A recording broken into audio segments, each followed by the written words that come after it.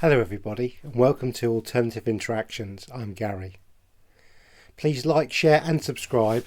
Your support really is appreciated in growing the channel, and I do appreciate all the shares across all the platforms you do. You're amazing, you really are. Thank you. Today we're going to be looking at something that I probably should have done a while ago, and that's talk about resets. Now, when we're talking about resets, I'm not necessarily talking about major cataclysmic ones. If you remember and you've watched the show Rockin' Pandora's Box, we did one on the moon and the Great Pyramid a couple of 3 weeks ago now, I guess. Probably 7 and 8, something like that, which would have been the numbers that we did from memory. I used a lot of Jason of Archaix information, his Chronicon, to explain the history of the world, really, in modern times, as far as we can go back with what we have in Jason's amazing research on finding stuff, really. So today I'm wearing my Archaix.com t-shirt.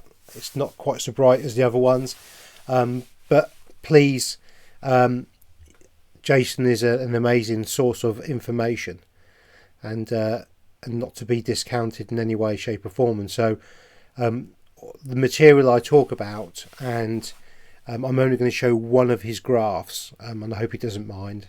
Thank you, Jason.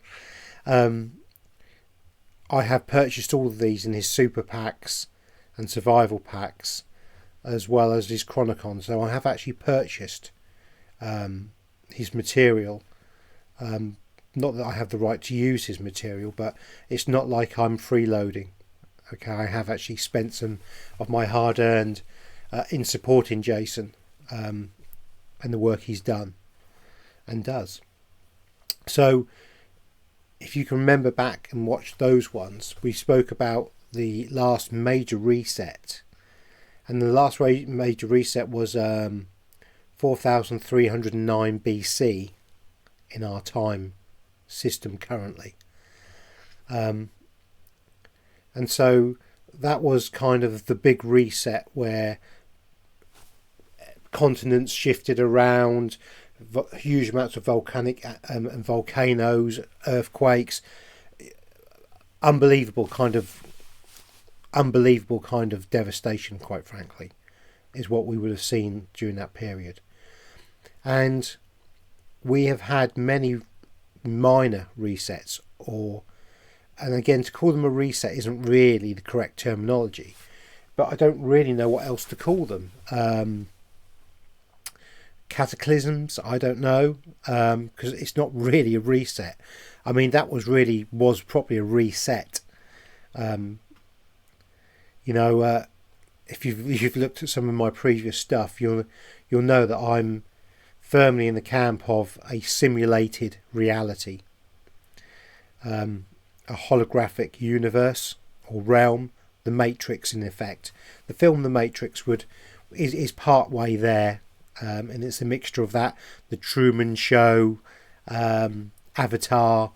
It's kind of a mixture of all these things rolled into one, and I have shown in my previous videos why I believe so, and the science behind some of it as well. And I still have some more of that to do, because there's still quite a few stones that I haven't turned over yet and shared information with you guys. So the moon first appears in 4039 BC. And I think that's very pivotal in some of the work I'm now currently doing. And for those of you who follow me on Telegram, I've been saying for some time I've gone down the rabbit hole, and I'm really looking at some deep, interesting stuff that connects all sorts of stuff to other stuff, and the moon is key to that. And I believe that's also connected to my Chris code theories with the waveform and the Fibonacci sequence. And again, there's videos for you to look and watch to try and understand what I mean by that. I'm not going to explain that in this video. I have other videos that please do watch them. You know, Flat Round or Neither, the last part kind of gets into that, and I do also have some videos that really are quite, I wouldn't say groundbreaking, but there's new concepts put on to information, but they're just the concepts. They're just the what I believe is reality, but not the hows and whys. And so I will be putting some more meat on the bone, as I like to say, on that one in the future. But for now, we're talking about resets. So the reset that when we go back to the 4309 BC one, is a big cataclysm. And 414 years later, we get the Adamu, or Adam and Eve story, fundamentally come about. So potentially it took 414 years for the earth to be inhabitable in a way that was not so devastated. It allowed the forests and all these things to come back and grow back again and get reseeded and sorted out, or reprogrammed back into the holography, fundamentally. Obviously not everybody died, and there were people still up on the ground level, but that's kind of what we're talking about. So we've had many resets in our history, I'm certain of it. But the big reset was in that date. Now, we also have had cataclysms. And I'm going to use not reset, but cataclysms for these. So these are things that have affected areas, zones. Sometimes the entire world has been infected or affected by these things. But it hasn't been such a huge upheaval. So, for instance, we could go to, let me think, we could go to Noah's Flood. Now, Noah's Flood is 2239 BC. And in 2239 BC, there was a cataclysm that caused something called the vapor canopy to collapse. And that created huge amounts of water that came down and flooded the world, or the realm, fundamentally flooded it. Not everything was flooded, but we had it was quite a big event. And again, this explanation needs more explanation, so I'm not going to do it just yet, but please do go to Jason of Archaix, where he talks about this in great detail and explains everything that goes on. So I'm not going to parrot what Jason said, but do check out Jason's channel for that in his playlist. But we've had at least 3 floods according to Jason's research, and I have no reason why not to believe it fully. So you're going to say, well, what's a vapor canopy? You've said this word vapor canopy, Gary. Well, when we have cataclysms, events, not resets, but events, it can create a lot of volcanicity, a lot of earthquakes, and fundamentally this ash comes up and gets caught in the atmosphere, traps the water, and creates a haze over the sun. So the sunlight, as you can see from the top of my shoulder, the sunlight would come down, hit this reflective layer and bounce back off. And so during the daytime, the sun would actually cause a haziness that you wouldn't be able to see particularly very well. But at night time, when the sun's not there, the vapor canopy would appear more clear, and so you'd see the sun and the star, not the sun, the moon and the stars would become much clearer, and so you would see them, and the night time would be the time that you were out and about, because you'd actually probably have a better light to working and go around. But the vapor canopy has very, very interesting side effects, let's put it that way. The whole realm, the whole world would heat up, and that means that the Antarctican ice caps and probably the North Pole would be ice free, because there would be no difference in temperature between Antarctica and, say, the Sahara Desert currently. It would equalise out. And so what you would get is a greenhouse effect, a proper greenhouse effect, not the pseudoscience that they talk about. We're talking about a proper greenhouse effect that would maintain a constant temperature, but would also change the atmosphere. So there'd be more oxygen, more CO2, nitrogen, etc., and the pressures would be higher.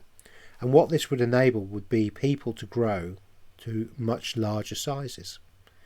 Giants, in fact. And again, previously I have looked at and shown giants and the old books and paraphernalia associated with, and the buildings potentially associated with, giants. Now, I'm not saying that the buildings I showed you are from 3000 BC, but what I am showing you is that I believe that there would have been remnants of the giants, or there were other periods in time when the vapor canopy would have come back for a period of time where children born under this vapor canopy would have grown to gigantic sizes because of the atmosphere. But that also meant fruit and vegetables and animals would have grown the same way as well as reptiles. And reptiles would have got huge, and I mean really, really big. Almost dinosaur proportions. And we're not going to go there today either. But it's probably something we need to look at as well. So in history we've had all these vapor canopy periods, 2 or 3, 4 maybe, lasting various times. But there's always been an event that has caused the collapse of this and the restart. Now, something that's very interesting on the Noah flood, which Jason calls the Phoenix event, and I for want of a better word, why change it? So we'll call it a Phoenix event. In 2239 BC, when the vapor canopy collapsed, that would have been the first time for a very long time that the sun was seen, because you wouldn't have seen the sun before because of the vapor canopy. And it's very interesting in mythology that we have often 7 original gods across the whole realm. There'll be generally 7 original gods, deities, and then all of a sudden we get a rash of new gods, but the first new god is the sun. It's the sun god.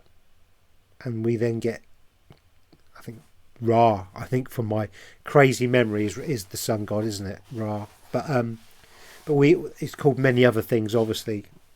But that's when we first get the sun come up and see the sun for the first time, and the weather would have changed. Now, under a vapor canopy, it would be still. There'd be no wind and there'd be no sun, but kind of a violety light.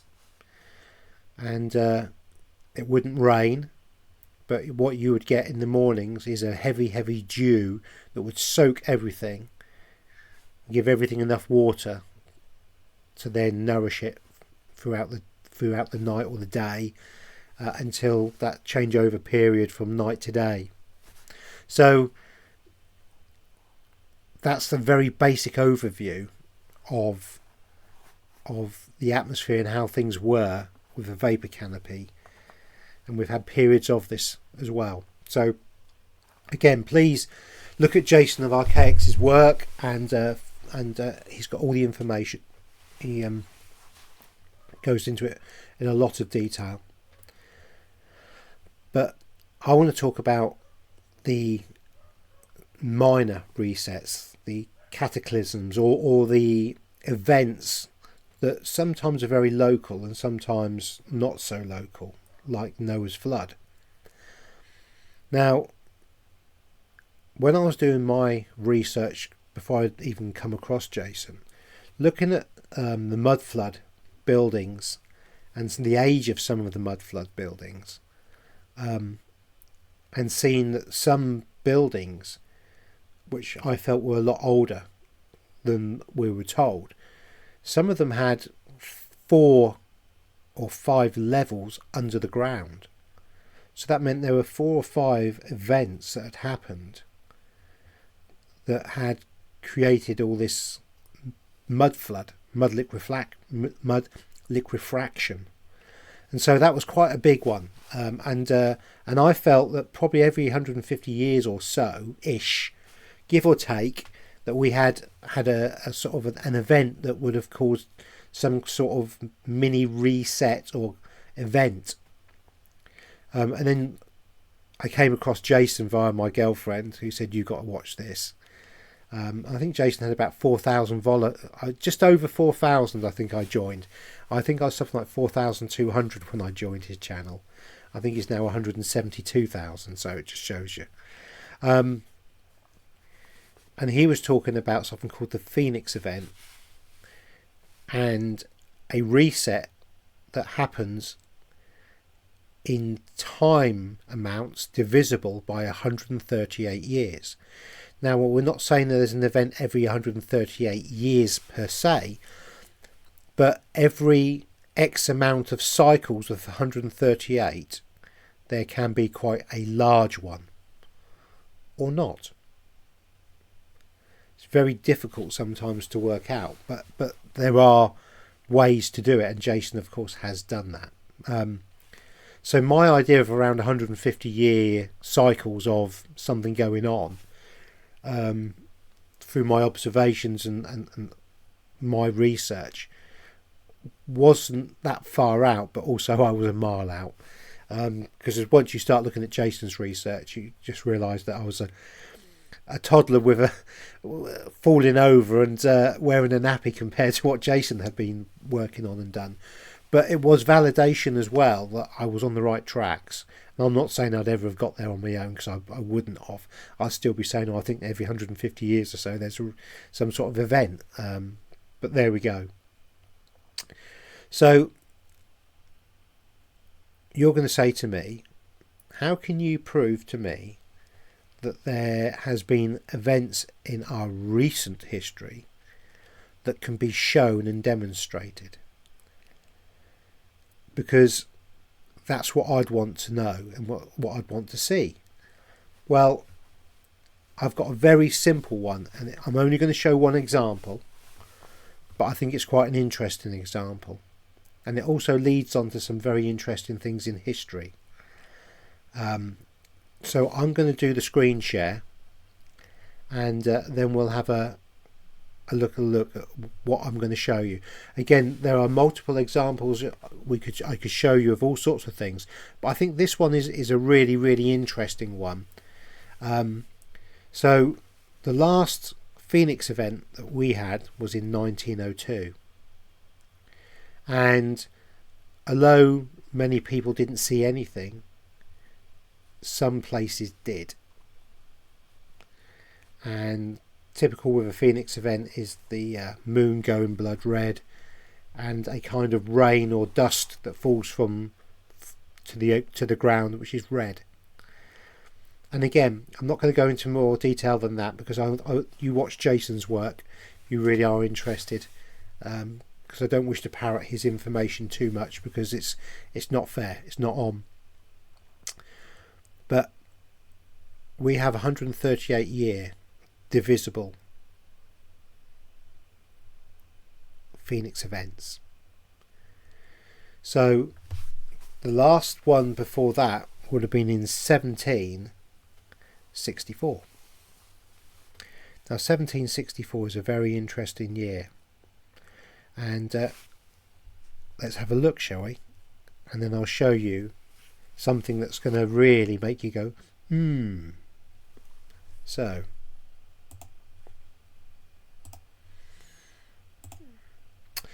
this is the only slide of Jason's that I'm going to use, and again I have, like I said, I have purchased his pack, and this is part of the pack. So here we have, you can see the cursor, 1764, a Phoenix event, when there was major events happening, particularly in the United States of America. We also have 1626 when there were some events. And I'm not going to go into any more of this particularly, but this 2239 Great Flood here is the Noah flood that we talk about, and this was a vapor canopy period that I spoke about, which was for 1656 years. So despite having, there would have been a huge event here to create the vapor canopy, and then we had another Phoenix event here that created the collapse of. And we've had small periods of vapor canopies after that for short periods of time. But I'm not going to go into that yet. I'm more interested in this 1764 date.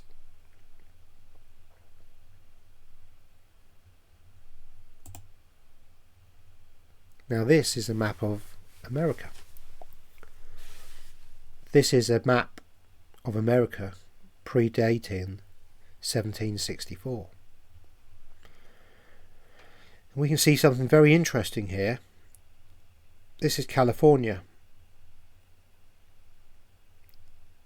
This is the Gulf of California, and this part here is called the Red Sea, believe it or not.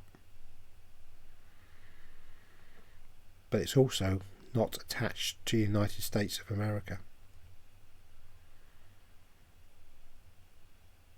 It's very interesting, isn't it?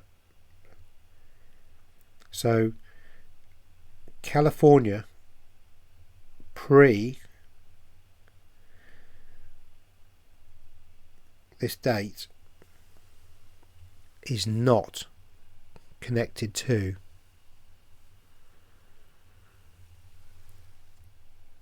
America, and all the old maps that you look pre this date will be exactly the same. Quite fascinating, isn't it?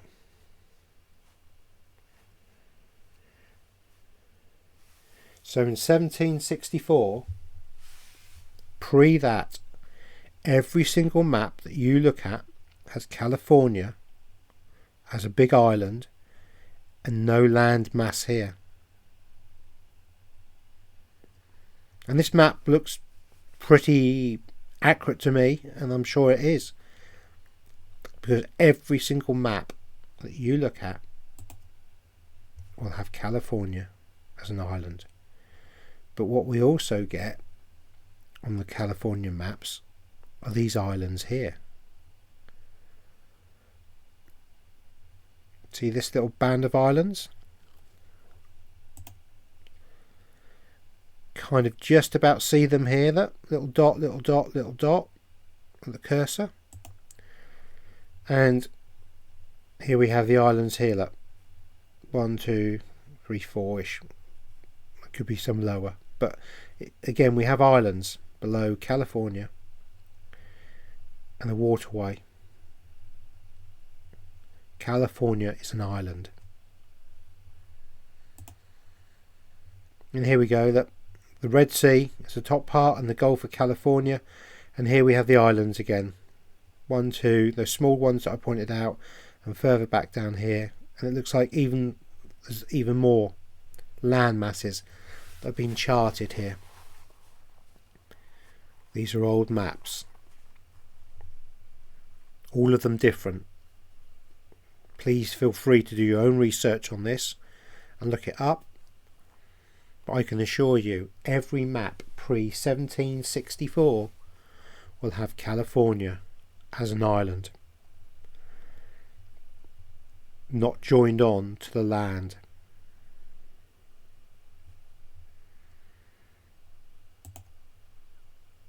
But today, we have the Gulf of California, no islands,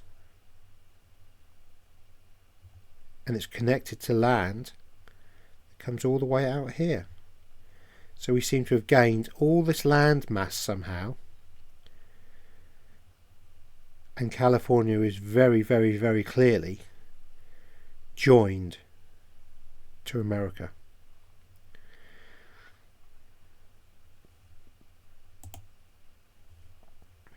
And here we go. California. Now this is a Dutch map, and this Dutch map is 1770. So as much of the research I did a bit on Google, which is not always the most reliable, but the 1770 maps on Google, this one keeps coming up the most. It's the most authenticated. It's a Dutch map of 1770. And you can see that California is joined to America. And yet pre that date, California is an island.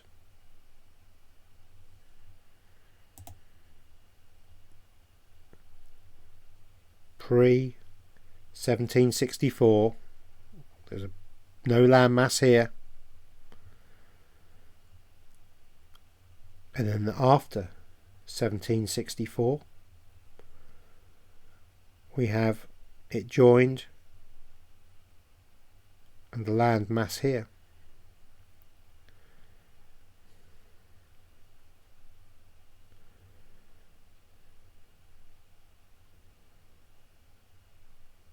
Very, very strange.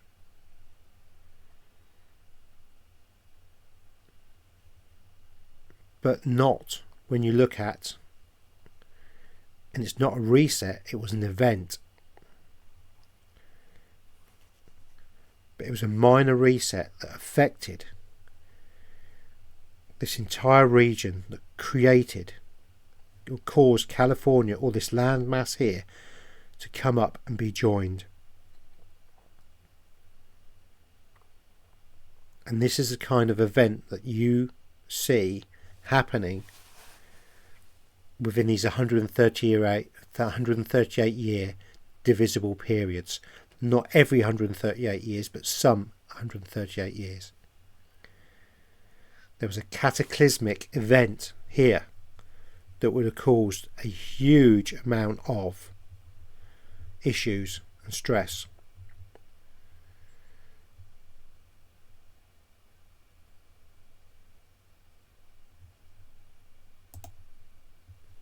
Now,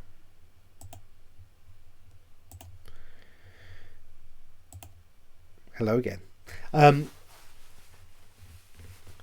So what we have around the period of Jason's research,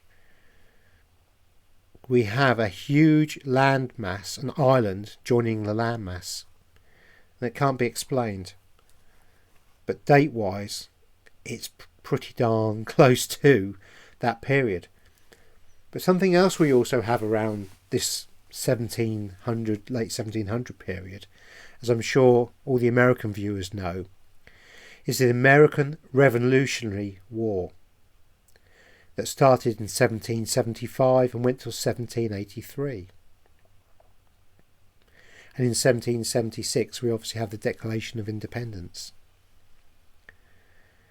Now, can you imagine a cataclysmic event affecting the whole of America, causing what would look like war damage across the entirety of America, and England, under the control of the Khazarian mafia, the bankers that we currently have in control, wanting the slice of the action and wanting to take America. Greedy little eyes looking across the pond. And so I believe that England, via the banking cartel, or controlled via the banking cartel, interfered with America to create the American Revolutionary War of 1775, to try and take over America after this cataclysmic event had happened to America.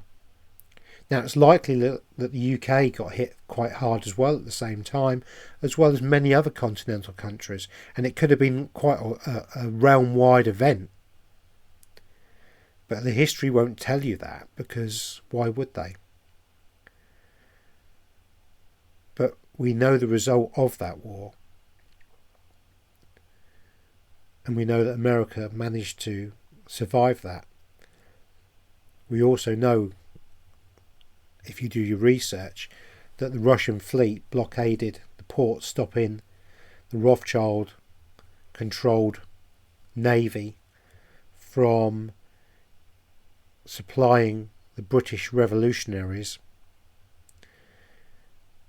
And so America eventually won that war. And it really wasn't, I don't believe, an American Revolutionary War. It was an American-British war, like they all have been in America, via the banking cartels trying to do what they want to do. So hopefully you found that quite an interesting little glimpse. It's only a starter. Like I say, please go to archaix.com for more information, and look at his playlists on the Phoenix and the 138 periodicity.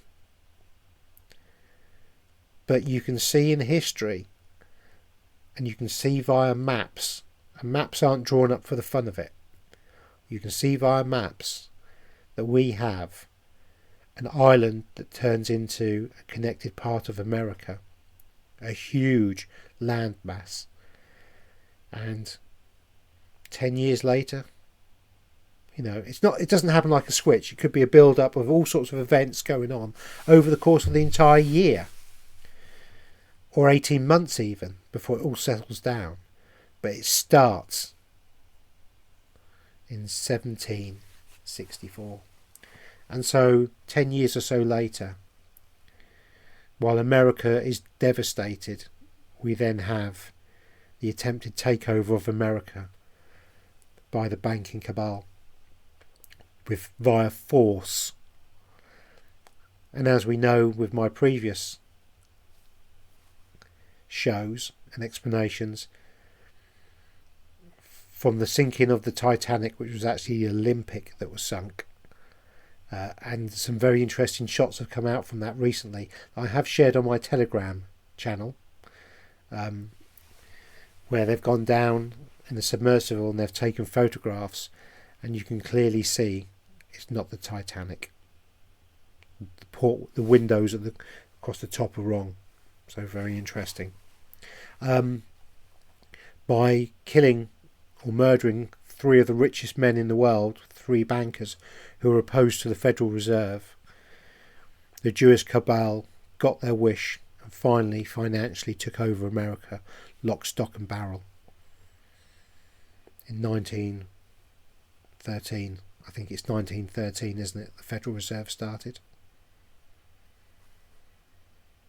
So very interesting times. And you can kind of see patterns now in history that relate to Phoenix events.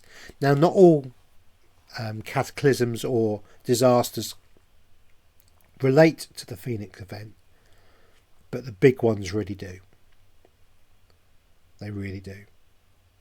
So I hope you found that interesting. It's just a starter.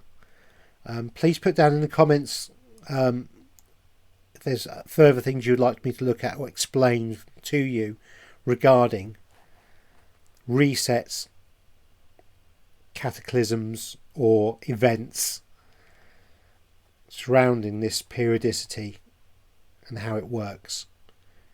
So I'm more than happy to explain in different ways and show again, but I think it's quite interesting that we have maps that show something major happened and then we have a war to follow. Very interesting indeed. And with that, I shall say goodbye and thank you very much for all the support you give me on my channel. Love, light and blessings. Bye everyone.